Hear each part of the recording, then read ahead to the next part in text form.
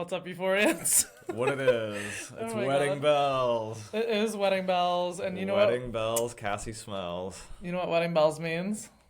What? Ah, yes. So, Champagne, of course. because of the good couple and the formality of it all, we did upgrade from cooks to Moet. But to be fair, that's because, this is a very special occasion. Two main characters getting married is pretty serious, wouldn't you say? Yes. A bit of an upgrade this week. I'd say it's warranted. Oh my God, since we have a very special wedding episode. Welcome to the wedding. The wedding. Extravaganza. Also, I feel like Cassie right now, I'm falling apart. My veil isn't really veiling.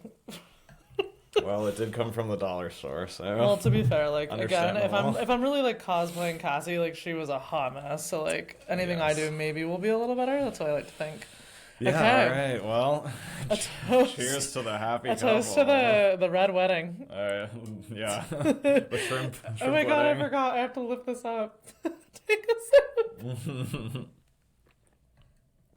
Beautiful, my beautiful bride. Oh my God. I always forget how good, not to shit on cooks, but good champagne. Excuse me. I'm sorry, but it's true. How dare. Oh, okay, the Moet is in frame. Great. So, as I was saying, sorry, ignore me fixing my veil. For those listening, I'm wearing a wedding veil, and it's really tacky and cheap, which kind of goes hand in hand with the wedding, but I'm dressed as a groom. yeah. Wearing my suppose. full wedding gear. I have the equivalent to what Nate should have spent on flowers, which is 2 fake roses. That's about what Cassie deserves. Each of these cost literally $2 each, and I got them at a local toy store in our neighborhood. And I feel like Nate probably should have followed suit. But I am going to put them out of frame because they're kind of noisy. He'd be better off if he had. So those might come back later for theatrics, but for now, Okay. I need to be a professional. Very Because we good. still have a job Very to good. do. Even though we're at a wedding, we still have to work. We're working. It's Yeah, a working wedding. It's a working wedding. Yeah. I literally also might ditch this veil in a minute because it's insane. Reporting live from Nate and Cassie's wedding. Well, I think we should just dive into this episode because it's a hefty one. Let's go. So I feel like Let's I don't want to waste not a second. not a second on any of the outside drama. I guess the only thing I'll follow up from on last week was that I was questioning what Cassie was eating by the pool in episode 1. Oh my and God. we found out it really wasn't a big mystery. They were just very large grapes. They weren't boiled eggs. I or put it in the video edit. anything exciting like that. So we'll just move on from that and chalk that up to me being an idiot. Yeah, no, it was fine. It's not your fault. I mean, sometimes this stuff happens, and we just have to go with it. All right. So yeah, let's jump in. Let's jump in. Okay, so I want to start with the title, "The Ballad Start. of Paladin," which Very D&D. it also took both of us a minute. We had to pause the show to be like, what the hell is the bird's name? Because first of all, Lori's voice is already weird as it is. Yeah. And I was like, what? And then I did not know or connect the dots until I looked at the title at the very end. So, to be fair, I had no idea what was going on with that. Well, it's not the most common No. word. But, okay, so for those that don't know or don't do the extensive research that we do on the pod, The Ballad of Paladin is a song. It's by, let's see my notes, Johnny Western. Great name. And the song actually, did you read the lyrics like I did? If not, it's okay. No, tell me. Okay, I haven't pulled up on my phone. Because I want to get your, take on it. But as we know, Sam usually, I feel like he's good about throwing things in that actually, coincide with the narrative or the story. Yep. So it kind of repeats itself a lot, hence the ballad. Have gun will travel, reads the card of a man, a knight without armor in a savage land. His fast for gun hires, heeds the calling wind. A soldier of fortune is a man called Paladin. Paladin, Paladin, where do you roam? Paladin, Paladin, far, far Beautiful. from home. I don't even think that's the rhythm, but you get it. Cool. Yeah. So that's pretty All much right. it. So- It just repeats that over and yeah. over So again. he's a classic gunslinger. He's a cowboy. Yeah. You know. So the parrot is a gunslinger, is what we're saying. Well, she loves. Yeah. The ferret's the gunslinger. Okay, yeah. Yeah. But any thoughts on that? I mean, I was kind of thinking it could be a little Rue, she's Roman. I was making silly ties, but I was like, She's not where much do of you a roam? hero, She's far, though. far from home. I was just kind of thinking I like guess. Rue's on her paladin journey a little bit. Well, she's not And much she's of selling a- the guns. She's not really a hero though. She's like the opposite of the paladin. He's like a protector, like good guy character, and she's more. Rue's of a good the- guy. Not right now. Kinda, but she's... She was selling fentanyl and now she's selling guns. That's true. I don't know if she's the good guy right But now. she is roaming far from home, and she do be guess. slinging a gun. Maybe not She's actually. not even that far from home. She's still in Southern California. Fine. I guess she went to Mexico. I'll give you that. She's roaming. She's away doing Western traveling and adventuring, I guess. Sure, she's away from her mom and Gia. Like, I'm just like to think of that. But All right. thought it was fun. That's fair. I like the title. I think it Yeah, that's fits cool. well. And I do like that the bird's name is Paladin. I think that's a deserving name for such a distinguished bird. He is a nice bird. I do like Paladin a lot. How are you He's a feeling cutie. about Birdphoria just going fucking strong? We have not I paused. love the birds. I love the amount of animals in general in this season. It's really been great, except that now they're all fucking dying, and I love all the animal death a little less. You're not the only one. I saw people were mad about it. I'm not actually mad about it. It's all fake. He's pissed. You know, it's just storytelling. But I never like to see an animal die. I'd rather see people get shot than chickens getting their heads ripped off and pigs getting their brains blasted all over the I get that. the club. It's kind of giving Cannibal Holocaust, one of Sam's known influences, which We notoriously includes a lot of real animal killing, and I don't love that part of it. But Also, notoriously was played at our wedding. yes, true. The We- Cannibal Holocaust theme. We didn't get to talk about our wedding True. because Alex and I got married while we were on podcast hiatus. So we'll have to like every now and then give you little snippets. But we did play Cannibal Holocaust from season 2 at our wedding, and it was inspired by Euphoria. If a we're being beautiful really song. honest. Yeah, So great song. it was great. Our Great DJ movie. was bewildered. He was very confused when we had He appreciated Cannibal it. Holocaust on the playlist of our wedding. But if you get it, you get it, and our Euphorians get it. Hell yeah. So, segueing from the title, we get a good glimpse into Jules. I was stoked to get a bit of a Jules episode. I She's was definitely one of too. my favorite characters, and it was nice to catch up with her a little bit here.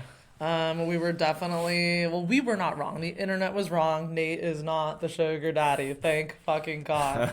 Because that would have been Yeah. annoying and really stupid. Like, come on. I agree. I was glad to see that wasn't the case. Yeah. So I was going to say from the last episode when we discussed Jules, you were kind of perplexed why she'd go to like sex work. Do you have a different take now that you've gotten more of a glimpse into like her life and why she kind of took this route? Or do you still not feel like it's very her given like, or not her, but do you feel it's not warranted because she does have like a loving family? I mean, I don't think doing sex work means you don't have a loving family or anything like that. She's Fair. very consciously, choosing that life. I think she's probably finding empowerment there, and obviously, like she says, it's preferable to a retail job. Anything's better than retail. Oh my I understand. God. I've worked the retail jobs. I'm not like, blaming her or anything.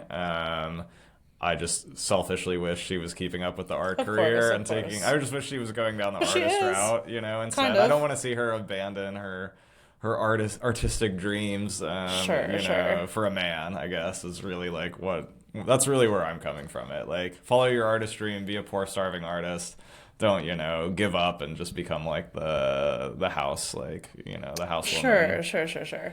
I think at least what I took away though is like you said, retail sucks. Like I think of all the times when I was out of college, I had her same mindset of like just wanting to make money quick. I like how they also note in the beginning telling her story how America's always about like a quick fix. Like they brought up like Get rich quick. cryptocurrency, like all these examples and like relating it to the gold rush, and I was like, yeah, like that is kind of prevalent still today. It goes back to like OnlyFans. It goes back to all these other things we've been talking about where people just want to make that fast money. Of course. So The lotto. Yeah.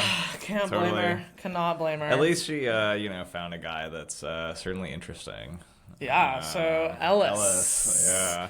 The He's real played, sugar daddy. I'm gonna put my drink over here. He's played by Sam Trammell, who's from True Blood, which I haven't seen, but he was also in the last season of Homeland, which I like a lot. That's what. Okay, The whole show, I told you I was freaking out. I thought I knew who he was, and then you told me it was.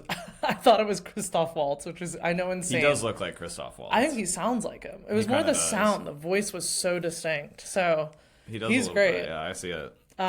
He's great. Call me crazy him. Though. I am getting, and I'm not even just saying this, I am getting like such creepy like serial killer vibes. Well, obviously, you know, I mean that whole saran wrapping scenario is certainly evocative of some serial killer stuff. I was getting like Psycho. I was getting like Manhunter or like some Michael Mann. The whole scene in like the glass tower, you know, was looking very Michael Mann. It was also. It was reminding me a little bit of The Shrouds, the David Cronenberg movie, when they get in the weird death shroud thing, and it's kind of like this weird, sexy, like creepy death cocoon thing. Sure. It was reminding me of that. I could see that. It was also reminding me of the BTK killer, who would like pose himself in like I was thinking the same women's clothing, like in bondage scenarios, that he would like set up these elaborate tableaus and photograph himself. So it was all kind of reminding me. So are we worried for her, or are we just like it's fine? I mean, no, there's no signals yet. Really? I was kind of like, other than that, you know, and I don't know. Yeah, that could just be. And again, I'm not like saying it's very clear that that's like his fetish, but also I don't know. His character though was giving me further than that. He's very interesting. You know, the other thing it was reminding me of a lot that I'm kind of shocked we haven't ever talked about on this show is Nip Tuck. I feel like Euphoria feels very influenced by Nip Tuck at times because it was very sexually provocative. Remind me what it is for anyone that hasn't seen it, because I haven't. It's a show about these two partners, these two plastic surgeon partners in Miami, who are, you know, like obsessed with beauty and youth, and one guy's kind of like the more. Is it like, comedy though or drama? Drama. Okay. One guy's like the playboy character, and the other one's more straight-laced. But over time, they kind of swap roles, and the other one they get corrupted at various points, and they get into a lot of like fetishy, you know, bizarre, fucked up sex scenarios. Ooh. And then they get into crimes and stuff, you know. I don't like that. So it was reminding me a bit of that. I probably would not like it because all of that stuff makes me so uneasy. It's kind of like a very trashy show, but it's also a lot of fun. And the main character, Julian, I thought was really good. I always liked him. So not to like sidetrack too hard, because we can like bring this back up as we talk through the episode. But I wanted to note that I did really like the music in this scene in particular. I thought Hans did a good job. Like, it was really cold, so sinister, but like kind of like with the movies you were naming. Like, just it was a good pairing. Like, I don't think Labyrinth would have like maybe hit that mark for that scene in particular. So again, I just kind of wish they could have like stuck it out together and worked together, because I do think Labyrinth's music definitely like is necessary for some. But I feel like he kind of accomplished for me in that scene what maybe, I don't want to say Lab couldn't. I just was saying I wanted to give out a shout out to that, because I haven't loved the music so far, but I thought that was very like interesting, creepy. It was like it was like unsettling, and it was impactful to me while watching. It was good. I also have some thoughts on the music from this episode that I'll share as we go along. Yeah. But I agree that the music was good. Sorry, my veil is just off. Right. It's okay, keep going. Sorry. It's just funny. I think the music was also good in that scene, but I actually think Labyrinth would have also done something like that well, because he kind of does like cold synthy stuff, so I would have been interested in his take as well. But I agree. I just thought it was good. I didn't want to like only talk badly about Hans's music so far. Yep. I thought it was interesting too at the dinner when he brings up, I literally wrote it down, you marry the best part of a person hoping you can tolerate the worst. I thought it was kind of a foreshadowing, obviously, of like the whole Nate and Cassie of it all.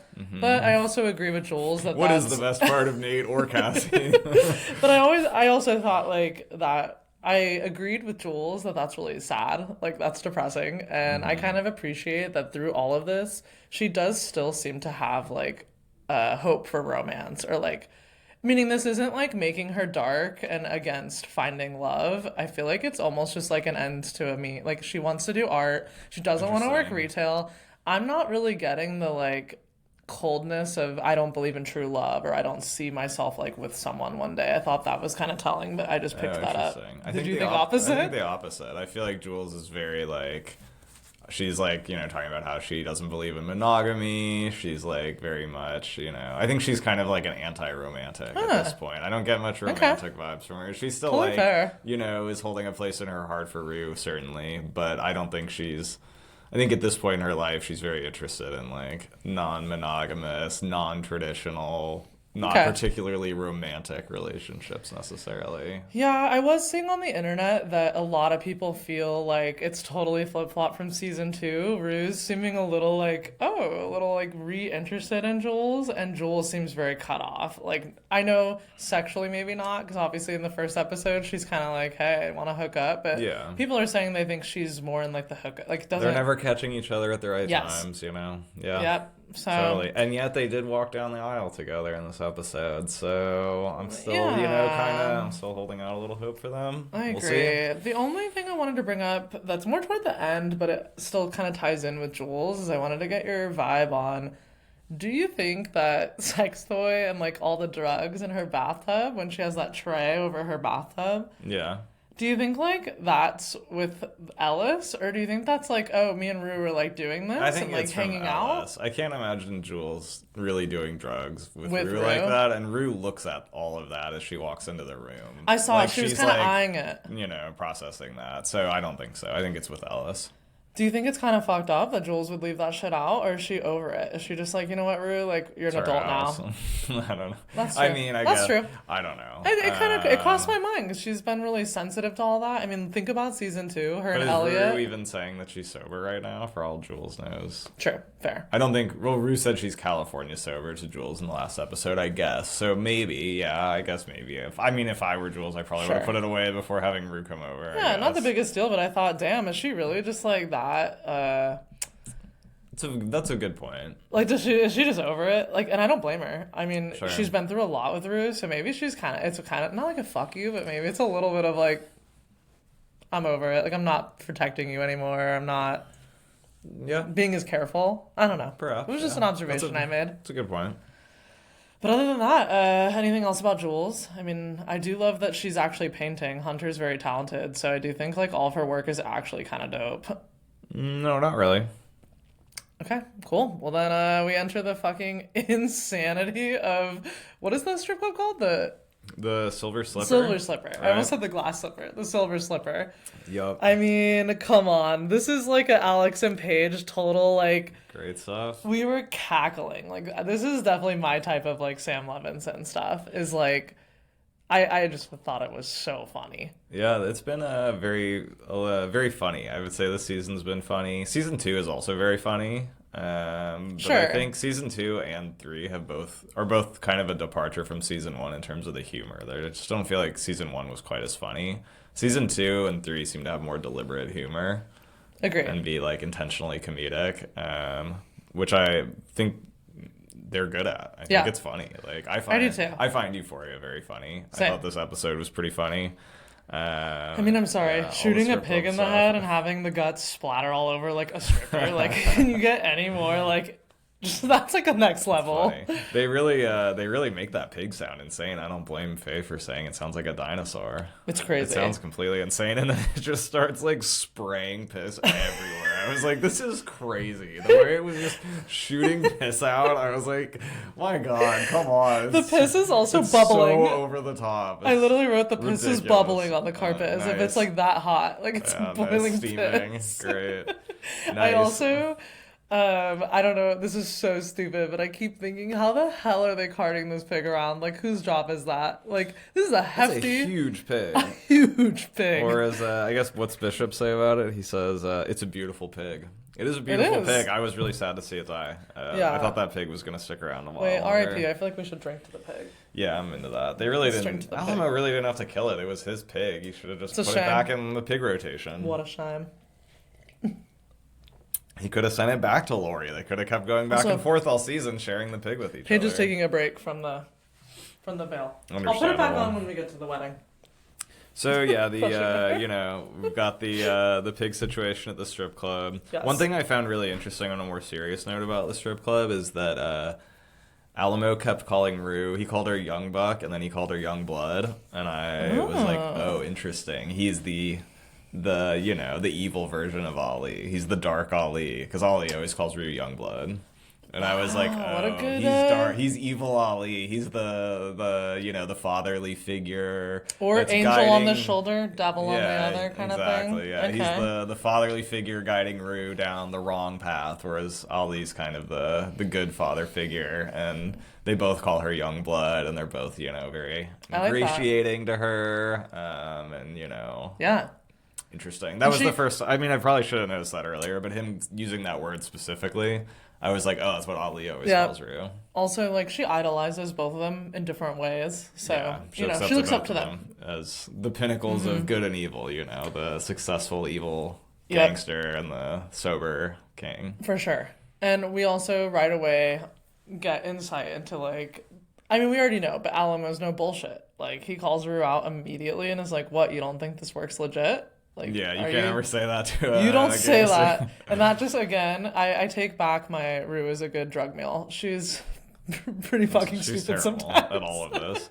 She's so, like, innocent, though, and giddy that you can't help it. I will always say you can't but love her, though. Like, you can tell she really has no idea that that's going to, like, piss him off. And you're like, Rue, my girl. The one thing she is good at is being like charismatic. Like she's a good salesman when she's selling the guns. You're like, okay, that's the one part I would say she is good at. I was saying in my head, I was thinking the gun scene where she's like sales pitching was giving like when she would give the presentations in high school. Yep. It was kind of that same. She went into like that mode. She can turn it on. Yeah, she can turn it on. But it's also sorry, go ahead. No, you go ahead. I think there was a certain take in the club, maybe. Oh, yeah, we could go there. Some would say snake take. This week's snake take is just that the snake has arrived. Here he is, the snake from the poster. He's gonna play some pivotal role at some point. Here he is. We've finally seen him. He lives at the strip club. We've finally seen him. What's his name? I don't know. I'm gonna say for now, I'm just gonna call him White Snake after the metal band because he is literally a white snake. I thought he was yellow. He's a albino-y python who's kind of like whitish. It's pretty yellow. He's yellowy He's white. a bright yellow, Alex. Come on. Yellow-white. You're the animal connoisseur. He's yellowy white. So, yeah, fine. He can still be White Snake, though. I like that. Yeah, so I'm just going to call him White Snake for now. Okay. Very interested to see what his role is going to be. Yeah, same. He was also his character arc, Yeah, where's he gonna go this year? I don't know. Are we gonna have a backstory on him? I honestly would love a backstory on him, and Euphoria could do that. I wouldn't be shocked. Sure. I feel like the critics, they're gonna be like, oh, Sam Wood put a snake in the show. It's another one of his fetishes. He symbolizes his big white penis.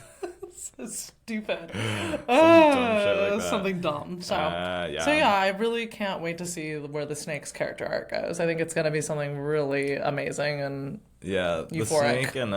The snake was also reminding me. The snake paired with Rosalia's dance was reminding me of From Dusk Till Dawn. I don't know that as well. Is that embarrassing that I don't know that? It's a Robert Rodriguez movie with Tarantino in it and Danny Trejo and George Clooney and Juliette Lewis. It's a great movie, but it's like a big cast.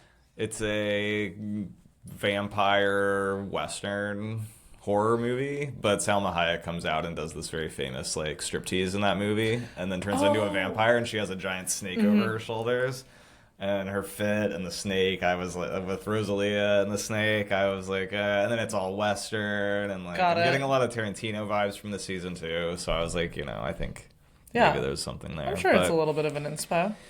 But other than that, is there anything else significant at the club that you picked up on?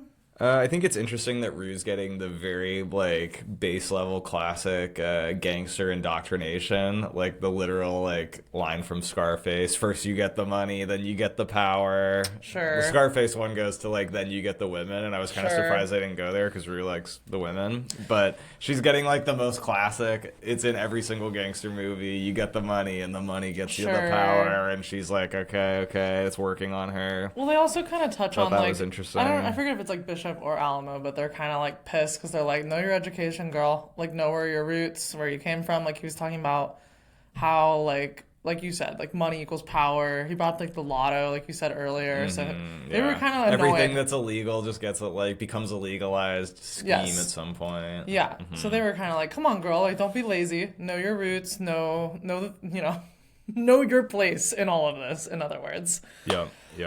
Well, I think we'd be remiss if we don't go into the wedding because I feel like unless you have anything else, because the wedding is like. The wedding's the wedding. It's a big deal. No, I think that's it for me on the whole strip club scenario. Oh, God, do I put this? I'll hold the roses. Go I'm to not the putting this wedding. veil back on. It's a little much. I'll hold the roses. Yeah, do that. For a minute. Wow. Wedding Where time. to even begin with this wedding? I don't know. Where do you want to begin with this wedding? Well, there's a lot to opening, to begin with. Yeah.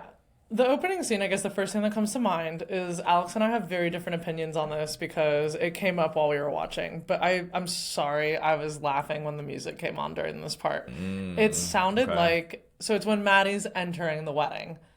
And they play this like marimba sounding, everyone online has been posting memes that it sounds like The Little Mermaid. And I thought the same exact thing immediately. I was like, come on, Hans. I thought it sounded really bad. And stupid. Like, it made me, like, laugh. I was like, this is bad.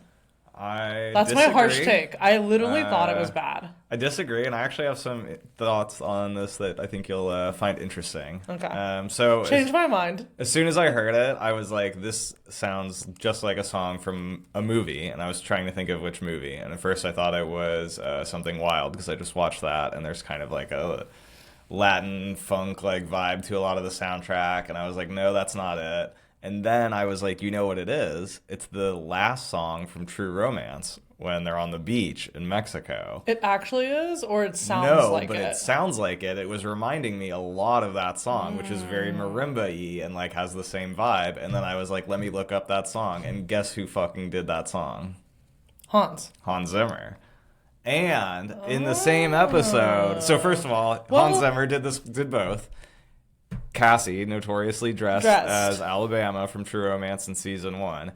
And Alabama's lover, Christian Slater's character, gets his eye shot out in True Romance, just like Nate gets his eye fucking blasted. So I was like, by the champagne cork. So I was like, they're doing a thing here. It sounds, when you listen to the two songs back to back, I'm like, this is definitely 100% supposed to sound like the True Romance song. Good for you. If the snake had not been in this episode, I would say that's a good snake take. That's something I would not have picked up on. My quasi-secondary snake take was going to be kind of what you said earlier. I actually kind of liked the music in this episode. I thought the music was best in this episode of all of them. So secondary snake take. The music picked up a little bit this episode. I liked it. I liked the Paladin song too. I don't disagree. Music's better. I don't disagree.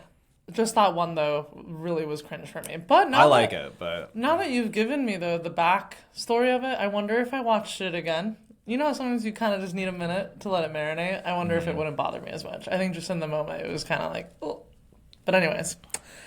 Okay, so to be shallow and talk about, well, not shallow, but I'm like on the same note, if we're going to talk about like Maddie, I was going to ask you, who was best dressed in your opinion? I didn't love Maddie's dress. I know. I checked it out online. I saw the behind the scenes about it. Mm-hmm.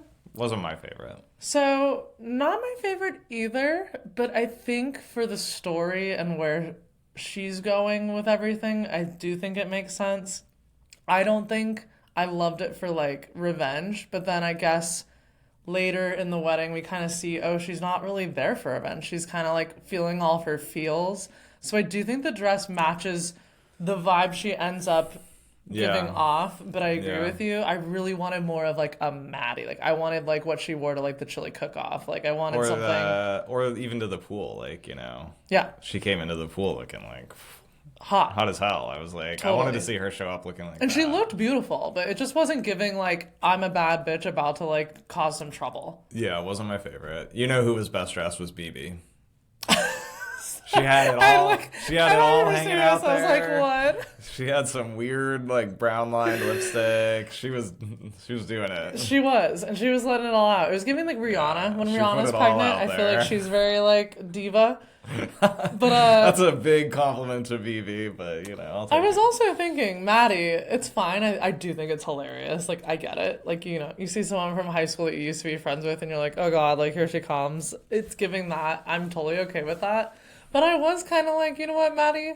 You were talking about how you'd let it all hang out if you were pregnant and being like, I'd look so hot pregnant. I'd wear this. I don't care. Yeah. And then she was Yeah. kind of giving the judgy. Maddie was really big timing BB there. Yeah. I don't appreciate it. And I was like, agree with BB you. came in like a fucking goddess, ready to get down. Let's go, BB. Yeah, I BB agree. was ready. Yeah, Maddie kind of big timed her on that one. I also think it just shows too that like high school never leaves. Like it's so petty. Like again, I'm not mad about it. I do the same. Like you gossip about people, it's fine. I love that Jules and Maddie, if anything, are a little like, ooh, 'cause it's funny. Yeah. But at the end of the day, I'm like, it does suck that like the coolest people, in my opinion, always get like judged or like the shit end of the stick. I'm like, BB's the only one that like brings the fucking party.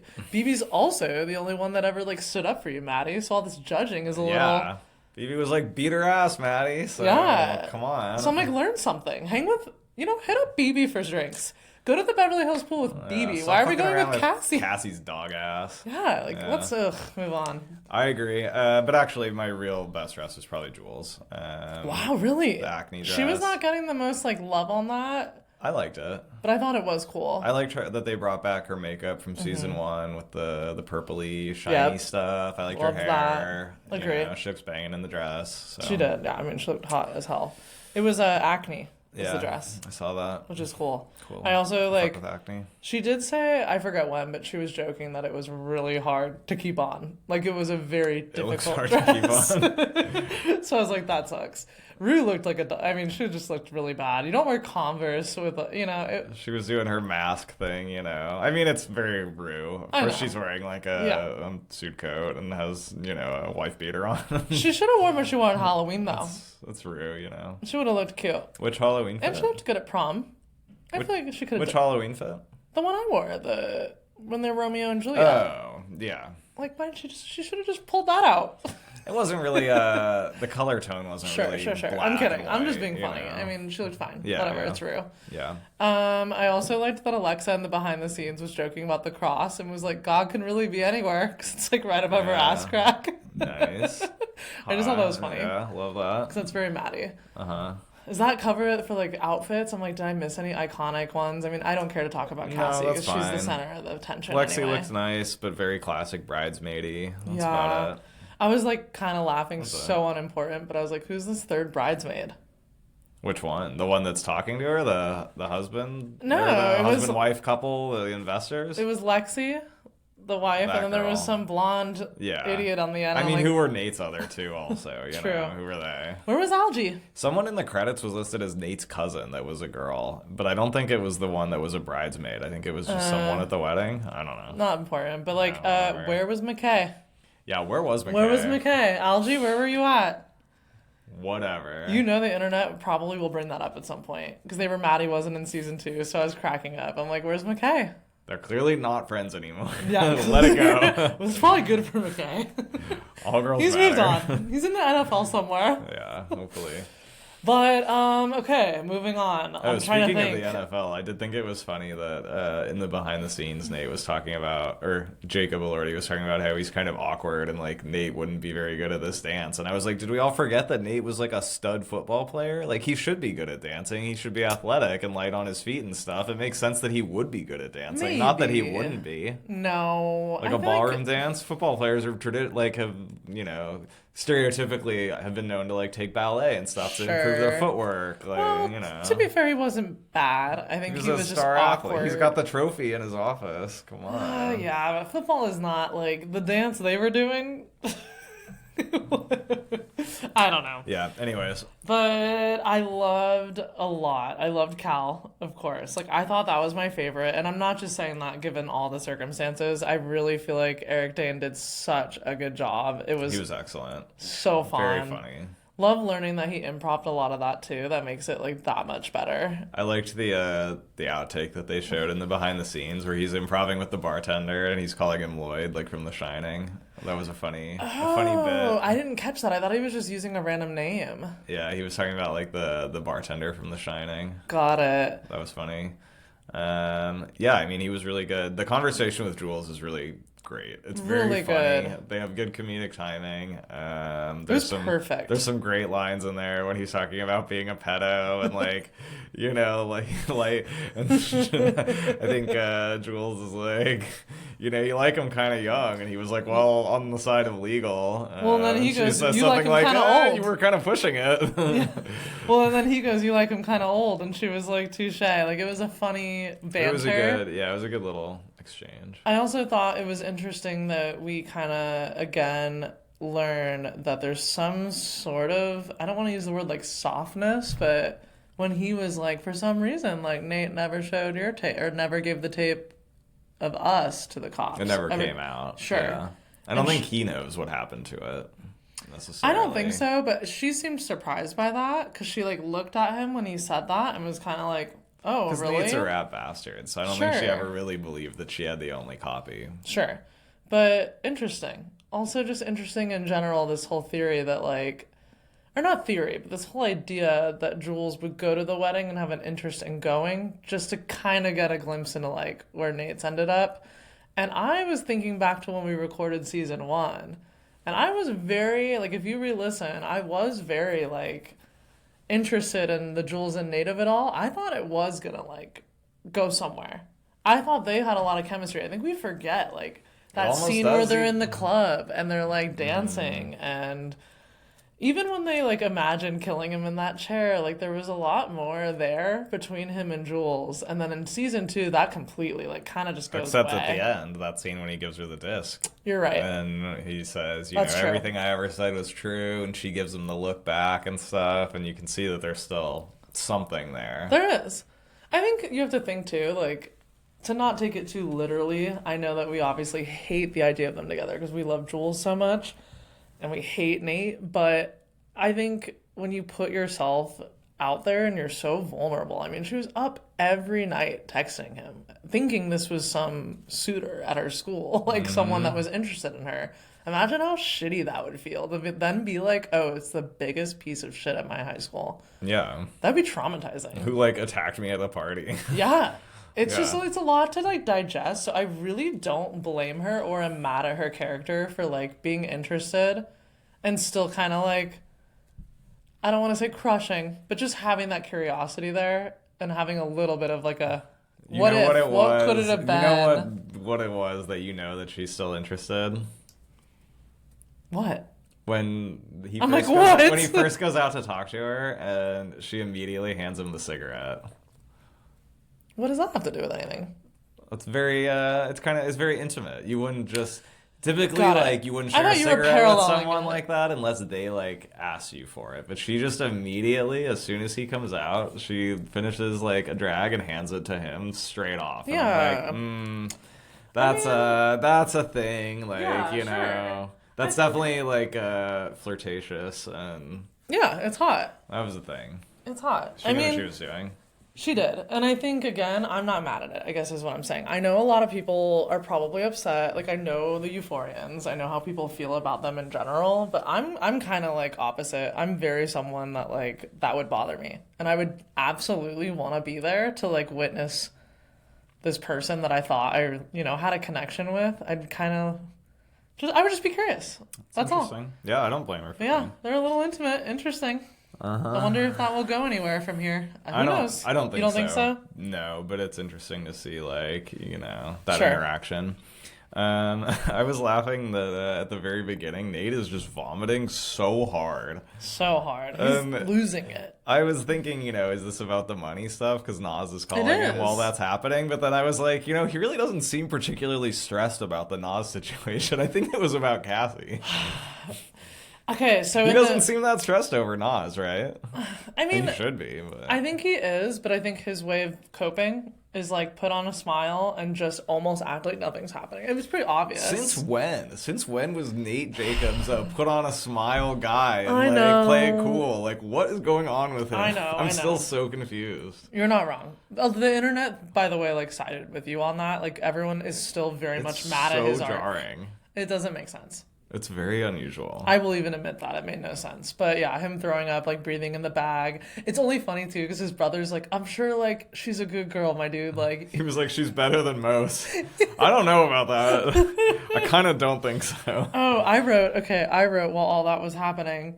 I wrote when Suze says, you know, someone, I think it's her work friend, is like, my husband had diarrhea all day. And I was like, of course we're back to poop. Oh, yeah, Euphoria. I know. I was like, God, diarrhea again? What is this, 3 episodes straight where we have a diarrhea situation? Like, but I literally wrote down, Suze goes, diarrhea is bad. Try getting a divorce. Yeah, hilarious. It's like relating divorce to diarrhea. Here we are. This is Cassie's wedding. It only makes sense. Yeah, I was Kinda also, Suze was also really funny because I was like, damn, she must still like be mad at Cassie because she was just roasting her when she was walking down the aisle, telling her about the last happy moment she had was walking down the aisle before she discovered her husband was like evil and like capable of terrible things and stuff. And then she sands her off.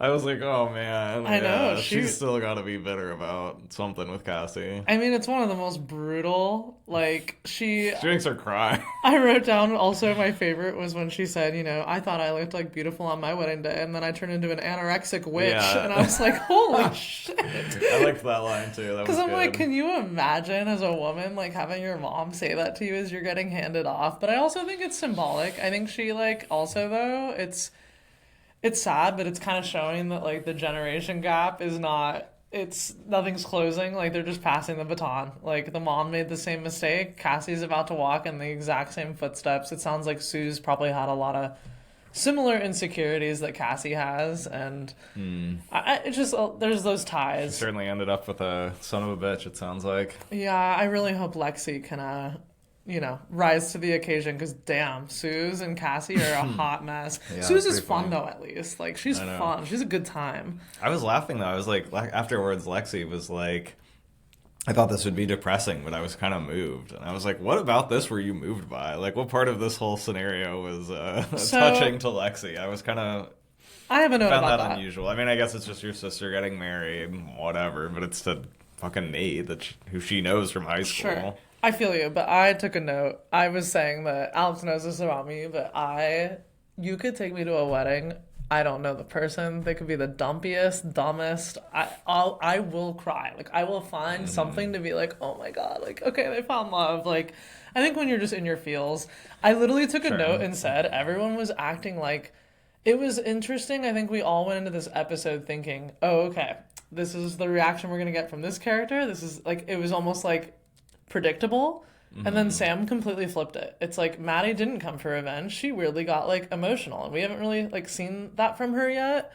And then Jules, we're thinking like she's there to kind of flex, and then she gets kind of soft and is like kind of closing the chapter with Cal and Nate. I think everyone coming into that scenario, I just assumed more. Like I thought it was going to be an actual throwdown, and it kind of was more mellow. Same with Lexi. Like from the trailer, I thought maybe like. Because in the trailer, they show that interaction which is like a horror movie where Cassie's like crying and Lexi's like, what's wrong? Yeah. And in the trailer, I thought like maybe Lexi and her had like not gotten into a fight, but I thought maybe Lexi was kind of like, are you sure? Like, I was thinking that. And instead it went opposite. It was like what you said. She's like amped. She's like, I'm like in my feels about this. I'm like, what? Like. Yeah, unusual. I made a note about the music in that scene where... you thought it was good? Where Cassie, like, is looking fucking crazy after Nas has come up to them, and she looks at Lexi, and Lexi's like, are you okay? And I wonder if I'm going to say what you're going to say. I was cracking up, because I was like, Cassie looks fucking crazy. She looks like nuts. Maybe the craziest she's ever looked, and her eyes are super red and she looks scary. And then I was like, the music is sounding like, oh no, I was gonna say X-Files. It sounds like X-Files, and I was like, yeah, she kind of looks like an alien wearing like human skin. Okay. Like, she looks like a lizard person or something, and the music's kind of like creepy and X-Files-y. And I was like, I wonder if that's an intentional little I thought we were bit. gonna be the same. I thought it sounded like that Arrakis song. It was like, if you re-listen to it, there's like yelping and like the one weird... where they're like, oh yeah. Yeah, doesn't that sound like the weird Dune when they're like, No, I didn't get that. But I'd have to watch it back. Yeah, I I'll watch it promise back you and might check it think out. so. It sounded more like X-Files. Sure, I'd have to listen to it. And Yeah, we'll check it out. whatever, Alex. It was Dune. All right. I can't believe. I also can't believe Cal's a sex offender, a pedo. I mean, I can. Hello? I mean, I'm not surprised. Hello? I'm not What do you mean you're surprised? Yeah, I guess I'm not surprised, but sucks for him. I On that guess. note, you're right. Somehow, Cassie's the craziest we've ever seen her. Meaning, we thought the Joker pressed against the glass was the topper. Mm-hmm. And yet, somehow we're here and she's crazier. I know I have a history of talking Sydney Sweeney up a lot, but just give me this platform for 1 minute. I will say, I thought this was, like, incredible acting. Like, I try and, like, separate the actor from the art, and I thought, wow, like, this was she fucking killed this episode. I thought it was some of the best I've ever seen from her. I was just thinking, like, I can't fathom how hard it would be to act that unhinged, but make it believable. Like, it didn't feel over drama. Like, when she's crying and, like, talking to Lexi, she has such a, like, control where you're, like, convinced she's that fucking nuts in real life. Like, she's scary. Yeah. She's Do you know what I mean? Yeah, she's but then she's also she sells it. I believe it. yes, I believe it. and yeah, like, I agree. but she's also funny. Like, her comedic timing is also good because it's like she can be so freaky, but then all of a sudden you're like laughing and you're like, okay, this is pretty funny. Yeah. I was Like, gonna when- say that too. She is pretty funny. Like the ice sculpture, when she's like, I look chubby. And Nate's like, it's fine, honey. Like, you'll be thin in a minute. And she goes, but what about my boobs? The ice sculpture was really awful. It was heinous. Although, on the other hand, the shrimp ice sculpture was excellent. Also, I don't know if you noticed the champagne. Did you see the champagne icicle? No. put a- okay, but I so- saw something else champagne related. What's the champagne ice? For the viewers, I'll put up a photo. There's on the bar, this beautiful, I was like, how did Alex and I I know how we didn't. We didn't have money. And also, the ice buckets for the champagne yes, bottles. they're like, yeah, I saw they're like those. stemming out. Yes, I saw that. It was so beautiful, and I was like, That was cool. so cool. So Yeah. props to whoever figured that out, because I don't know if that was Josh or like the set designer, but I thought that was cool. awesome. Also, the trolley carts of champagne. Did you get a glimpse of those? You mean the ones that the people are wearing, like babies in walkers? Did you see that? No.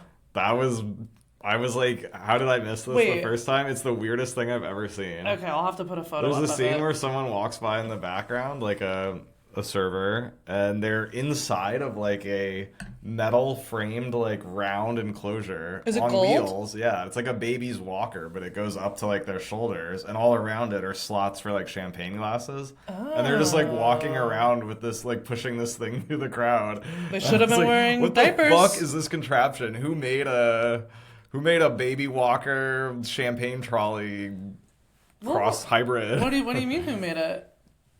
Cassie was probably I guess trying to it's go for that ABDL. You think it's a diaper reference? I think it's an ABDL wedding. Maybe. You might be right. Were they wearing diapers underneath the I think the Cassie dresses? was I don't definitely know. wearing. You know what? And I might even be wearing a diaper. Jesus. Oh, man. Yeah, let me put my veil back on. I want to get back in character. But Yeah, on that please note, do. I did not notice that about the trolleys, but I noticed the trolleys, crazy. and I was really into it. What else about the wedding? The So shrimp, so like if we remember from episode 1, we get a look at Cassie's flower like dream book or something, or wedding like Yeah, book, it's like her and pamphlet or it has whatever. a reference to everything being like shrimp cocktail colored, and then in the behind the scenes for this one, they were saying that was the color palette for the wedding, the shrimp cocktail, hence this our particular design. decoration. But yeah, the shrimp ice thing dispenser was crazy. I've never So seen a cool. ice shrimp dispenser before, and was I did like awesome. that. I would fuck with one of those. But also, it's like silly, but I was thinking like stuff like that must be so hard to keep cool when you're filming with all those lights and like everything. So I wonder how they were keeping that shit like actually like still ice by the end. It's But- probably not real ice, right? Oh.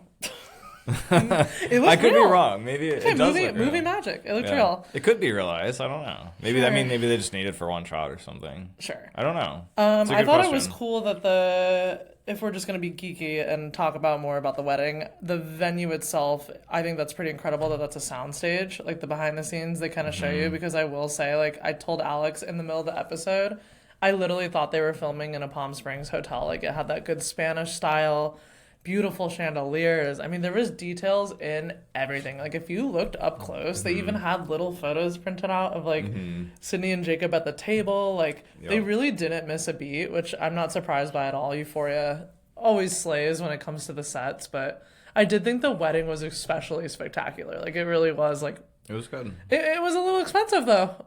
Yeah. It was not cheap, if you will. Perhaps more than they could afford. Perhaps they could have used cooks. Cooks is, more up their alley. I wanted to, I considered maybe we should, like, get a bottle of Cooks and, like, pop it and, like, shoot it everywhere, for this episode. And then I was like, who are we that we could afford to waste Cooks? Like, am I Nate Jacobs over here? Oh, wait. He can't afford to waste. He can't. The pigs in the blanket, you know? No. Geez. I hope he can... Oh, pigs on the blanket. I didn't even connect to that. I'll talk about that later. I just thought of something. But still thinking about the wedding. Yeah, I thought about something. Okay. Still on the note of the wedding, because I could just go on and Let's on. Go. What Okay, else you got? I'm still going to go. I thought it was sad when I forget who's giving the speech. I thought it was really sweet when Nate looks at Cal and says, "I love you." Hear me out. I kind of took that as maybe that was like a moment between Eric Dane and like Jacob Elordi, not so much like the characters. Because I rewatched it and I was like, it looked really real. Like he was like, "I love you," and then he kind of like nodded. And they do say, I think after this episode, he's no longer in it. Like I think it was really that time. Because there's a lot of photos of them hugging and crying after they wrapped this episode. So I just thought that was like an endearing touch, because it's what a special thing to like have. For both, for his family and for Jacob Elordi, because I mean, Jacob Elordi like started his career with Eric Dane was his scene partner. Like everything he did that was like mind blowing. They were in some crazy scenes together. That's what I'm saying. Like I think him and Eric Dane bouncing off each other. I mean, even Eric Dane talks about it. This was one of his most, fulfilling parts of his career, and I would agree. Like. So I thought that was really sweet and a nice little touch, especially because he just was so good in this episode. So you know what? We will do a toast to Eric Dane again. I will do a toast to Eric Dane. He was such a king. He's been excellent this season. Excellent. The father of the groom. To the father of the groom. To still be funny and charismatic through what he was going through is a lot. Highly admirable. God, I have to lift my veil every time I take a sip of this Moet. Also, his speech was pretty good for him being like a drunk, like outcast pedophile, Yep. It was brief, but it wasn't bad. You know what pissed me off? Cal's wife. She is such a bitch. Oh, yeah. Her, like, calling out Maddie in front of everybody, essentially slamming her. I was like, okay, like, I get it. Embarrassing. She called you the C word and, like... out of your son's wedding to, like, roast his high school girlfriend. Like, get over it. Jeez. Grow up. Oh, my God. Get a life. What are you, 12? Like... Not only that, it's like... She was in high school. Like, that's insane. Like, I know, that's crazy. High school girls are crazy. Like, just let it go. And... Oh, Cassie's any better? Fucking crazy. Cassie's in diapers, honey.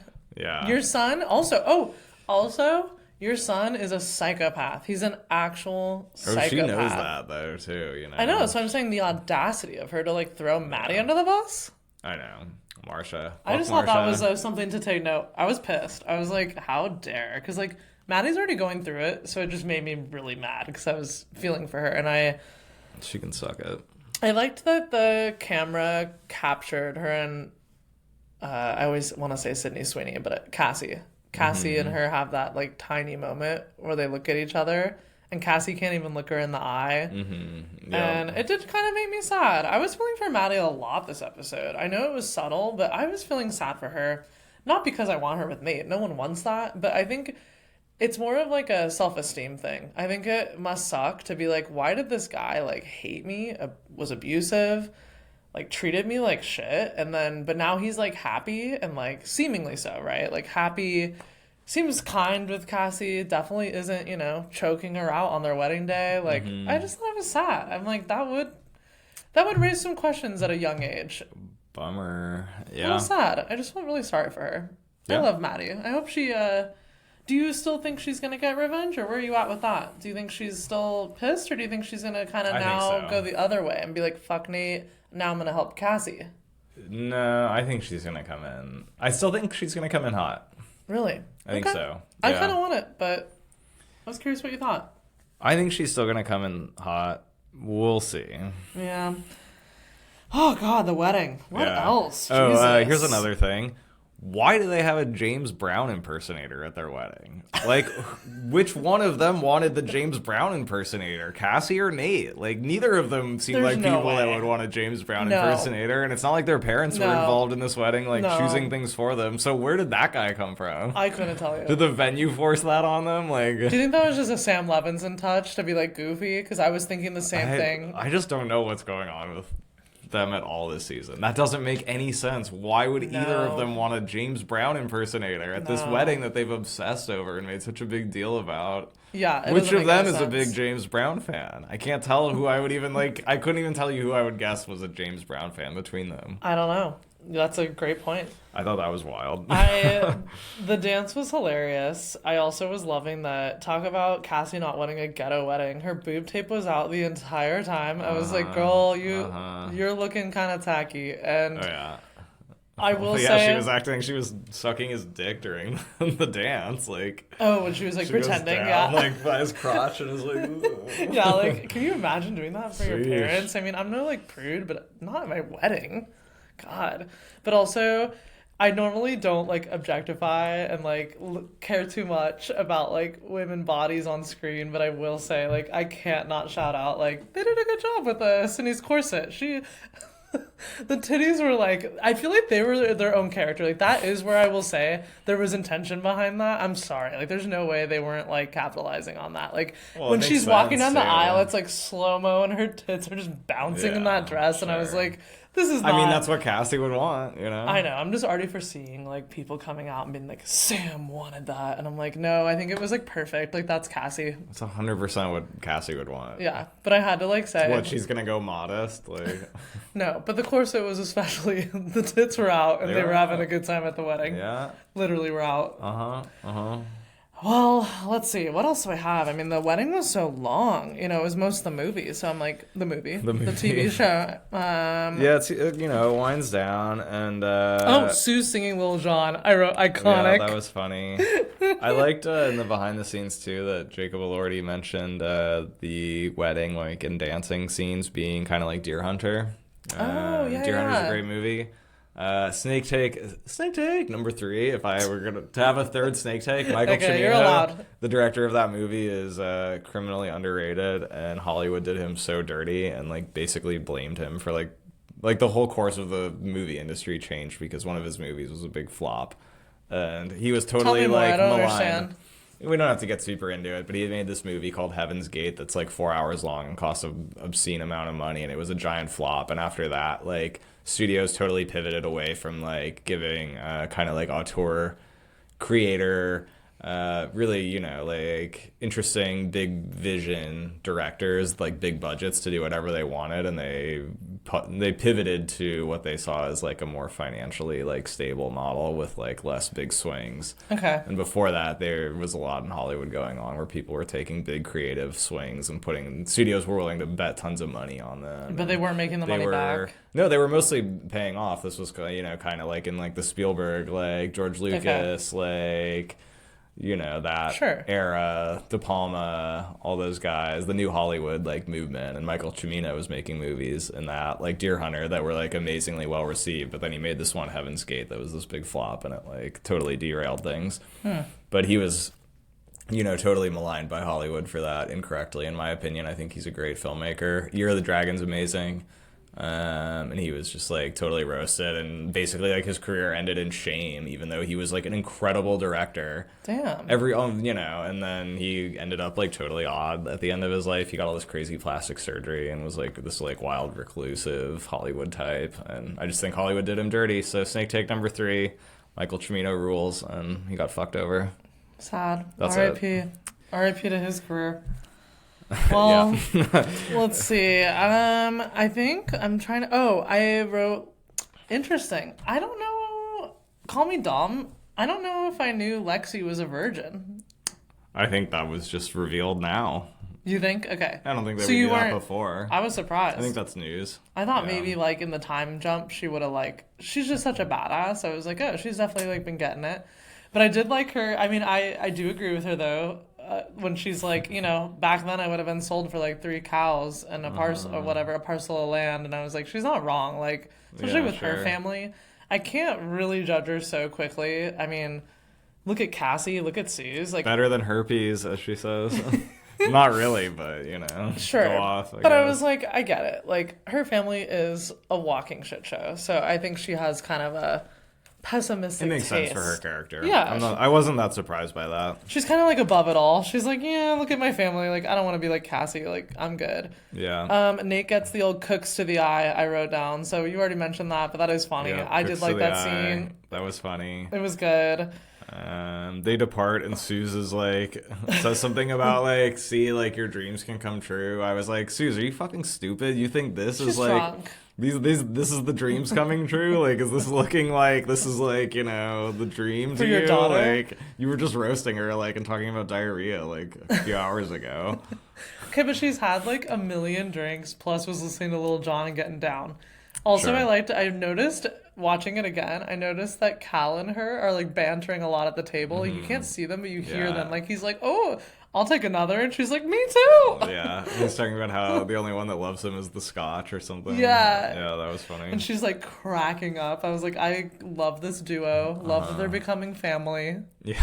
Oh, okay. So stupid. But In-laws. on the internet, people were also saying what I was joking about, which is that the ring bearer looked like the little son in that photo that we always joke about. The He dead hasn't little aged son. a day. He's been in cryo for the last 15 years or something. I swear when I saw him walking down the aisle, I was Oh like, my that's the God. little son. Oh my the god, little it's not the son. little son. Alex, it could be. Um, Let me dream. It could be. I'm like, they have to reveal what happened to him this season, right? They have to. And it has to be that Nate was like involved in his death in some way, right? Where I it's guess like, so. I think it's got to be like the circumstances of his death are unclear, but Nate was involved, and I think his parents suspect that he killed him. I feel like it's got to be that. Like, Maybe? I don't know. I don't know. We'll see. I'm over it. It's got to come out though this season, right? I mean, they talk about it so heavily at the end of season 2. I don't know. That'd be cool though. It'd be a fun full circle moment for us on the podcast. It's got to come out. We'll see. Well, unless you have anything else about the actual wedding, we can kind of get into like the limo of it all. And Yeah. So So they depart the the limo's wedding. dope. Love the lighting. Love the whole scene. Of course, it's a Hummer limo. I know, but I like the inside. It's fun. Yeah. I wrote down, so back to like the whole thing of us hating Nate's character arc. I thought it was bizarre that they make us want to like him. He's like talking about wanting to be a Same. father. I'm like, since when? Same. In that scene, what is going on? I Like, don't he's know. being all nice to I Cassie don't and stuff. know. I'm like, you just got threatened at your own wedding, largely because your crazy wife demanded you spend all the money you were supposed to pay this guy on flowers instead, and he wasn't mad at her at all about that. He wasn't No. like, oh, it's your fault that this happened. Like, Nope. Instead, or he's- upset or anything. He's playing like nice guy. Not only that, I wrote Nate is crumbling. Like so it's not just that he's being nice. He's like, I was sensing that he was so nervous that Cassie was like mad, and I'm like, I know, what? he's really whipped. I'm like, what do you care that she's pissed? She's so dumb. Like she's What is not. going on? I don't know. He's totally her bitch now, and I don't understand it at all. Not just her bitch. I also will stand by what I said. I think it was episode 1, which is I'm starting to think he really is like in love with her, and I think maybe he sees her as like a way out from like his life. And well, obviously, like the end. The end changes that, but Yeah. like in the moment I was like, is he really just that down bad and that fucked up that like Cassie to him is like a light at the end of the tunnel? I really don't know at this point. He's acting so out of character, and I'm just still confused He said he wants by to be it. a father. I was like, I don't know what's going on. I was aghast. Yeah, I mean, he sorry. had that weird vision in season 2. That was him He that had did? the vision, right? Of them Oh, she's together. pregnant. Yeah, that was his vision, not Yeah, hers, right? I don't really remember. Nate Jacobs' dirty. When they're by the pool and dirty- she's What you pregnant. expect when you're expecting Nate Jacobs' dirty, Dirty baby. Yeah, That was a good episode. that was a good one. But yeah, I don't know. I'm just kind of like throwing up my hands at this point. Yeah. Like, what the fuck is going on with Nate? He's just a I have completely no different idea. person. I'm also laughing. Like, I can't stop looking at how I look like the Mother Mary or something. Like, my veil, I don't know how to wear it, so it's just draping over me like I'm some, like, religious figure. Like, Very Catholic it doesn't of you. look like a wedding veil at all. It looks Beautiful. like I have tulle just, like, over my head. Love I it. kind of love it, though. Yeah, that's cool. It's kind of chaos, but anyways, so I mean, the end makes it all for me. I guess, well, this isn't the end. I guess we should talk about Laurie's place. That happens first. Correct? Yes. Yeah, so Rude is doing the run. What did you think about Rue calling Fezco? Did you like that, or did you think it was goofy? No, I liked it. I did too. I did like it. I thought thought it was cute. I thought the conversation makes sense, and I think Rue is the type of person that would keep up like tight with Fezco, and I like that she was kind of down on Lexi for not doing so. Agreed. You know, despite like her many failings, Rue is kind of like a good friend like that, and her and Fez have always been so tight. It totally makes sense. She's like still talking to him. Agreed. I like that there was a little comedy with like the parkour like thing. It just felt like, you know, It felt like it was there. it felt like a appropriate way to handle that. I agree. Like, what else are you I gonna do? I wasn't bothered by that. I thought it was funny and a funny like little moment. It was believable, but cute. Yeah. Oh wait, let's cheers to Angus. To Angus Cloud. To Angus doing doing parkour. Should I Parkour try to escape slipping it prison. through the veil? No. Well, yeah. But I'm what kidding. word? No, we're professionals here. Sometimes. Sometimes. So yeah, they're you know, she goes to do the little run. I think Bishop's really a great character. I'm really So liking good. him. He's Same. the total like, you know, I took a note of that as well. oddball side character that they've given a really distinct personality. I need to look it up, but I'm not sure what his beads are about. I'm guessing it's Beads? probably like a religious thing. He always has like a bead, like a Oh, beaded like a rosary, necklace, maybe? like that he's either holding or like wearing. You should try wearing it like Maddie, like above the ass crack. Yeah, he should. That'd be hot. Shakes, throw some ass, Bishop. Yeah, but Yeah, I like agree. him a lot as a character, though. I have a feeling that he's gonna be the classic where like, well, he kind of had his moment in this episode, but he's kind of the quiet like background until something really epic happens. So I'm like, I think it's Yeah. like boiling. Oh yeah, he's obviously very smart and like calculating, which Mm-hmm. is why he's kind of the consigliere sideman type guy. Totally. Throwing the money and like shooting it in the air was great. So good. Great scene. Such a good scene. Loved that. So my note, Draping the jacket on the gun, you know, he's really he's pretty stone cold. it was really good. My only note was, I'm sorry, Lori is really dumb. Like, the minute Mm-hmm. she's like, "What are you doing?" and he's at the bird cage, I'm like, "You dumbass! What do you think he's doing? He's killing your bird. You killed the like." They didn't kill the pig, but like they sent the pig, which they knew was probably gonna get shot at a strip club. Are you kidding? Like a shitting, pissing pig. So it's like, why would you look at someone buy your most prized bird and not be like a little concerned, especially when he pulls the feather and is like, just wanted to grab a souvenir. I'm like, to me that's immediate. Like, what the fuck did you do to my bird? I mean, yeah, she is. Don't you think dumb. that? I was Why like, is she's not smart. She's dumb to be fucking with Alamo in the first place. Like, Agreed. he clearly has more resources than her and is better off than her. Sure. And, you know, it was her mistake. If she was smart, she'd just let him have Rue and call it even and be done with it. Like, but, you know. I think this is the first time though where we see the whole crew a little intimidated, which is why I love Bishop. He Yeah. leaves and they're all kind of like, oh fuck, because they Yeah, they always yeah, act yeah. like they're like hot shots and are like gonna I beat this know. crew, and I'm like, dude, you all are such Nazi idiots. I know, Like, there's only like the 4 of them, really. Yeah. That we know of. We also didn't say Yeah. this last time, but like, what is Faye doing? How does Faye going from hanging out with Ashtray? Big downgrade. And She's Fez. just hanging with the Nazis now. But she was like cool. Like, remember season 2? Like, I was really starting to be like, oh, like she's, you know, like I just liked her character more season 2. I will admit. I feel like this one, and to be fair, I don't know where it's going. I'm wondering if she is plotting something, and maybe it's all an act. She's gonna come up big for Rue at some point. I think so. That So- whole scene when they were talking about kidnapping her, she was looking and like paying attention, and I was like, if they had kidnapped her, I think she would have had Rue's back. Oh, 1,000%. I'm saying like right now, I'm not loving her character, but I think she's gonna come up big. They're plotting their little robbery too, you know. I think, Yeah. she'll show up. I think she'll show up big at some point. But yeah, of course, it's like, you know, Sure. gross that she's cavorting with the Nazis. Obviously. Well, spoiler alert: Paladin no longer has a ballad. He is dead. Alex, I want to check in on you. I know that with Birdphoria and you loving birds, was that a hard death So to much witness? bird death. Yeah, I hate it. Not just birds. Pig I know, death? just animal Chicken? death. Come on. I guess chicken's a bird, but like, Let's you know cool what I it with mean. all the animal death, all right, Sam? Yeah, I'm sad. Alex is like, I'm okay with Jules getting wrapped in saran wrap, but can you please not kill another animal? Just don't do it. That was consensual. It's fine. Yeah, I don't love the bird killing, you know. My laugh's but delayed, but I can't believe you just said that. The saran wrap.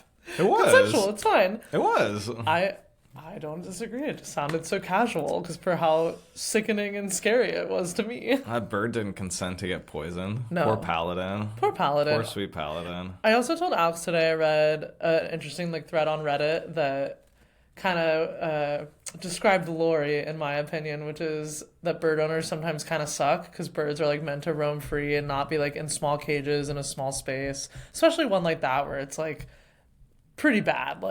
There's Nazis running around, there's gunshots. I doubt those birds are living a great life. So I thought that speaks to how shitty she is, because she really is just annoying. I mean, she seems to take good care of them and You think? fiend over Maybe. their well-being, but I don't know, she's still a Alex. piece of shit for keeping them in a cage and stuff, but So not yeah, a fan, obviously. I think that's all I had about that, was just that Lori was dumb. How did she not know her bird was gonna die? And then R.I.P. to Paladin. Sad. So yeah, I guess the only other two things are the arrest and the toe cutter, Those are really the only other plot points. I can't get enough. That last scene was so good. What, the Nate Cassie? Yes. Yeah. I loved it. I feel again, Sydney Sweeney killed it, and so did Jacob Elordi. They both were perfect. I did like what they said in the behind the scenes, where when they shot it, they thought it'd be more funny to have the comical element of her breaking down in front of the camera instead of focusing on all the action. I thought that was such a good choice, because it's really unsettling almost to me. It's more unsettling when something like that's happening while scary shit's going down. He's getting his toe cut off and Cassie's worried about bleeding out of her mouth. It's girl. Yeah. I saw a funny Reddit thread where someone was Cassie acted like she was gonna die when Fez beat up Nate, but then on their wedding night she couldn't have given a shit. Yeah. She was I'm funny. bleeding. Yeah, you're right. But so you're kind of it's funny, but you're also damn, she must really be pissed about the poor shit.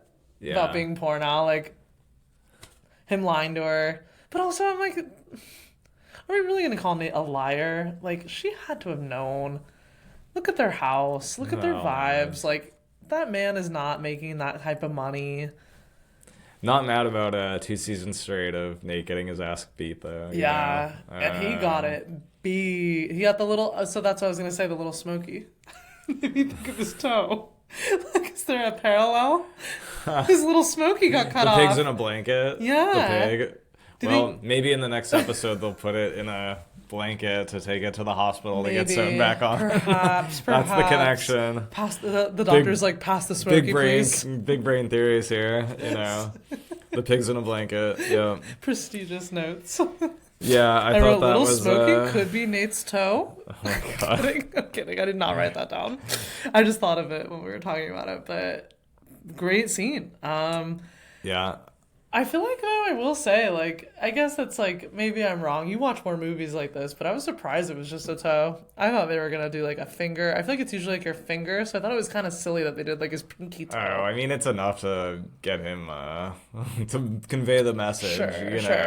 He needs the the message. message. Go further if necessary, but I'm sure that got the message across. Now my next question. Do you think Nate will survive season 3? That's a good question. I kind of think not. He's in trouble. Oz is the real deal. I just can't see a season where Nate lives, because I'm what does he do? Ride off into the sunset with Cassie, the dog? I don't think there's a happy ending for him and Cassie one way or another. No. I don't know if I think he's going to die or not. That's a good question. I'm not sure. I love that Cassie is very concerned about being poor. That's pretty hilarious. The revenge in me is good bitch. Glad you're poor. That's what you get. Karma's a bitch, isn't Suck it? it. He was we might have to downgrade. She was what? Yeah, go live in a studio apartment, bitch. Another note I had was just overall back to like the wedding. I was bummed. I really was bummed that Maddie didn't do anything. I think a lot of people were let down by that. This is me just summarizing like the wedding. A lot of people were kind of like, it was similar to season 2 when you really want them to get in like a fight when she confronts Cassie. Remember, everyone was like, it's going to be a throwdown, that it didn't happen. I feel like this was like a round 2 of that where we were like, Maddie's going to throw, and then like nothing happened. I think it's still coming.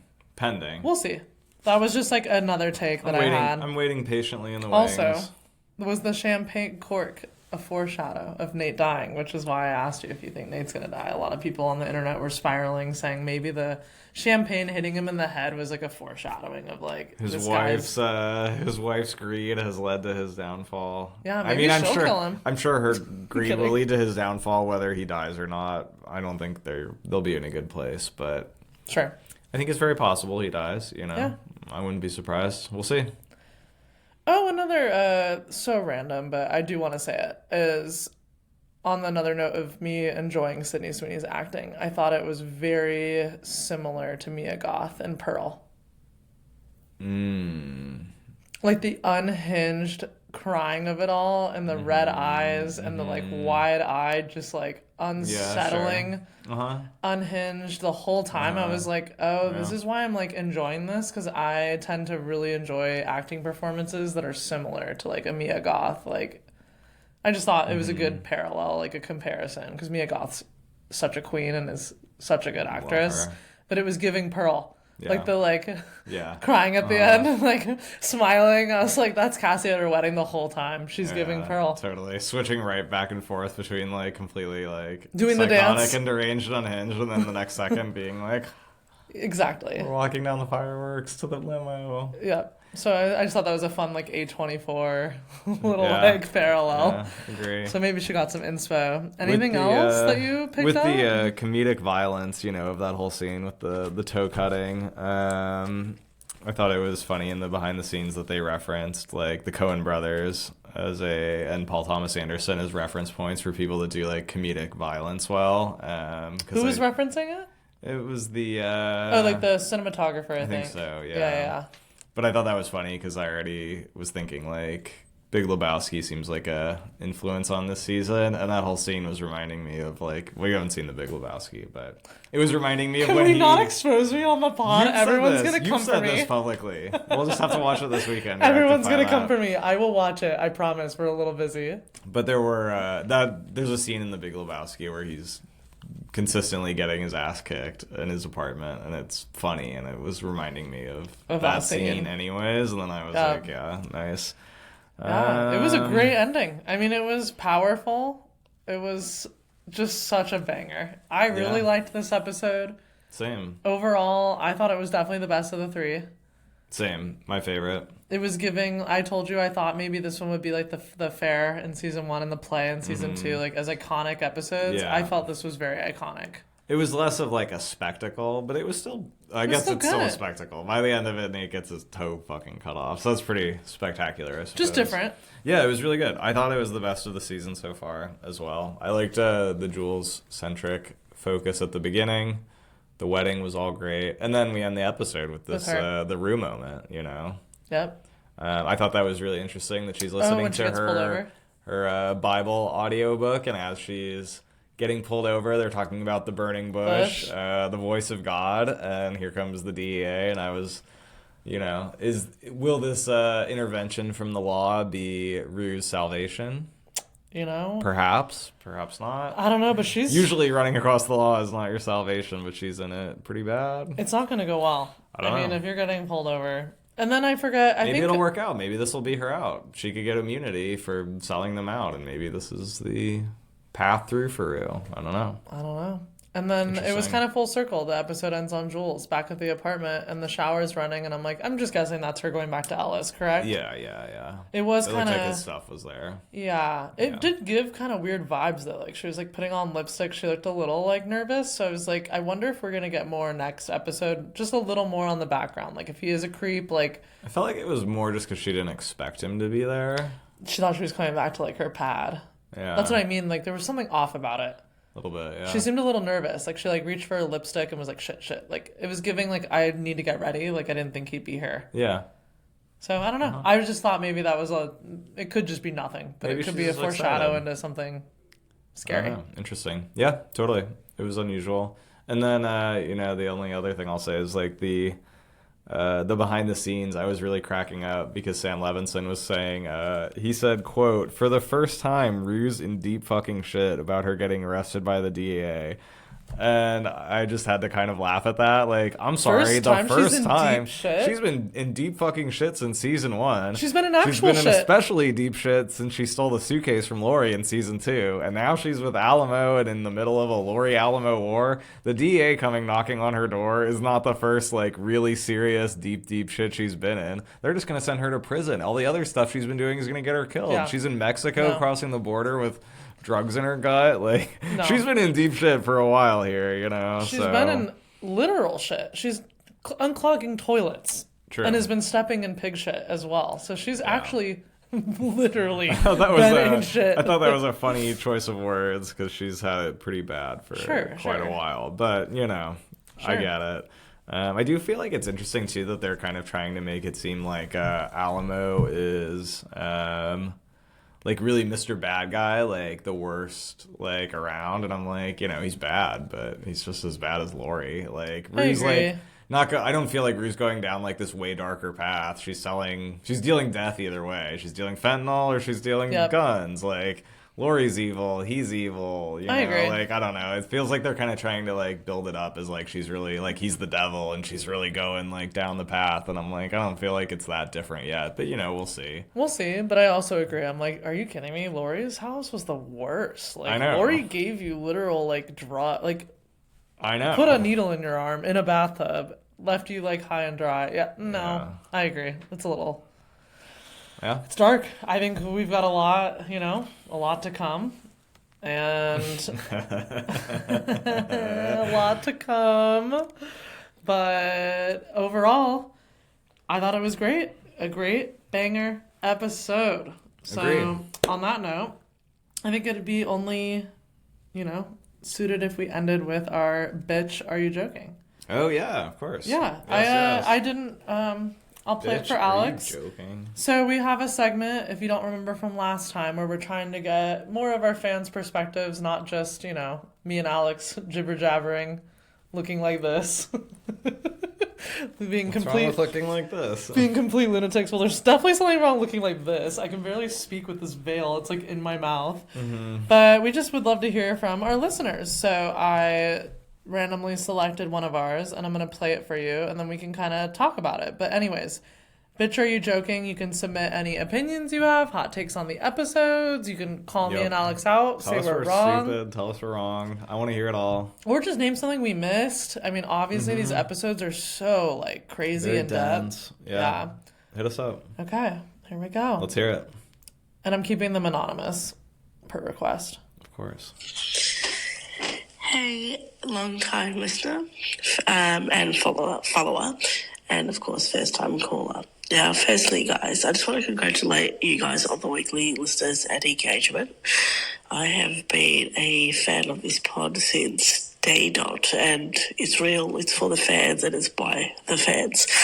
It's not generic sounding, not like, coming from someone that works in the media that gets paid to say something or review something. So for me, this is real, and I love listening in, and I'm so glad that you guys are back. Now, I've just got one little request, and have a think about it. Now, after this epic wedding, can I request a podcast episode on that iconic wedding dance from Dane and Cassie? Let's get a petition going to bring that choreographer onto your show and just break it all down. It's a close second to Friends, Ross and Monica's routine, but just want to know your thoughts. Anyways, keep doing what you're doing, and chat to you later. Bye. That's literally the sweetest thing ever, first of all. Also, love your accent. That was lovely. That was so nice. That was, like, the nicest thing you could ever say. Very nice. Because Alex and I always say, like, heartwarming. it's hard to... Sometimes you get in your head about this stuff, but we really do just sit down and, like, shoot the shit. And we know that sometimes we're very polarizing and our takes are not always maybe what everybody else thinks. So I really appreciate the sentiment because that makes me feel like we're doing something right for Very once. sweet. Yeah, we're certainly not generic, I guess. No. That was really sweet. Hugely Yeah. appreciate it. We would love to talk to the choreographer. We have a list yes. of people from the cast and crew that we'd love to talk to. The choreographer is certainly on there. I hope that we will be able to speak to them. We'll definitely shoot our shot. Would absolutely love that, especially yeah. given that it's the same choreographer that did Ethan's dance in season 2, which was absolutely What a heater. banger. Yeah. Best dance ever. Yeah. Definitely better than Cassie and Nate's, no offense. Uh-huh. But yeah, it's interesting that you bring up like Friends because I was thinking Alex and I, we're just not like huge Friends fans, but like I totally understand that dance is iconic. Like my sister is a huge Friends Haven't fan. seen it. It's just like it's like a moment. It's a moment in TV history that is like renowned. It's brought up a lot. Mm-hmm. I was thinking my favorite like iconic dance, if you will, during like a movie or TV. There's obviously like a lot, but one that came to mind was Michelle and Romy's high school reunion. I was like, it's kind of giving. My favorite. It's so fun. It just kind of reminded me of like the goofiness of it wasn't this dance, but like that's an iconic version of like that's kind of giving what this fan was writing in about like the dance. It was like a moment. It's funny. It's not to be taken so seriously. But yeah, Nate and Cassie's dance was insane. Would love to get the background on that. Just that stuff's always fun to me. I love all the movie magic stuff. Uh-huh. Do you have any other favorite dances? I was thinking another one, obviously Napoleon Dynamite. Oh, yeah. That Definitely. like makes the whole movie. It's Like imagine being the choreographer of that dance and getting to be like, that was me. Yeah. Oh, total banger. It's cliche, but the Pulp Fiction dance is pretty iconic. Yep. The Pee Wee dance. Oh yeah, I well, love Pee Wee. how can you not love like Pee Wee that? Herman. But yeah, super fun. Would love to get him on the pod, and we'll definitely reach out. I know he's done a ton of other stuff too, so yeah, that would be awesome. I mean, we would be so lucky to get anybody to interview on the podcast. So love that you wrote in about that. Absolutely. Thank Yeah, you really so appreciate much. it. Thank Really you for the kind appreciate you words. being a listener from day one. That's a big commitment to listen to these two idiots babble. So Yeah, geez, my apologies. appreciate it. Well, is there anything else? So yeah, if you want to submit, just like this listener did, please do. We again would love nothing more. Yeah, throw some love, throw some hate. We'll be nice. We don't mind. We're always nice. Like we'll give you your honest opinion. We have thick skin, Of course. I mean, we were told that we need to bathe on YouTube, and I was like, I don't care. I probably do need to. Look at me. I'm wearing a sheet on my head while doing a podcast. Like, obviously, I don't care how I look. Okay, well, I think we end with the classic toast to the happy couple, Nate and Cassie. The yes. not so, Uh-huh. and not for richer, Yes. but for poor. Yeah, for poor. For very poor. To Nate and Cassie. To Nate and Cassie. Cheers, and we'll see you all next week. That's so euphoric. Oh, it's so euphoric. It's the future I can see. So euphoric. Like today's episode? Great. We love that for you. Be sure to hit that subscribe button. Leave us a podcast review on Apple, Spotify, or wherever the fuck you listen to us weekly. And be sure to follow us on Instagram at @so_euphoric for all the Euphoria updates you could ever possibly want in your life. Thanks for tuning in. Peace out, bitches.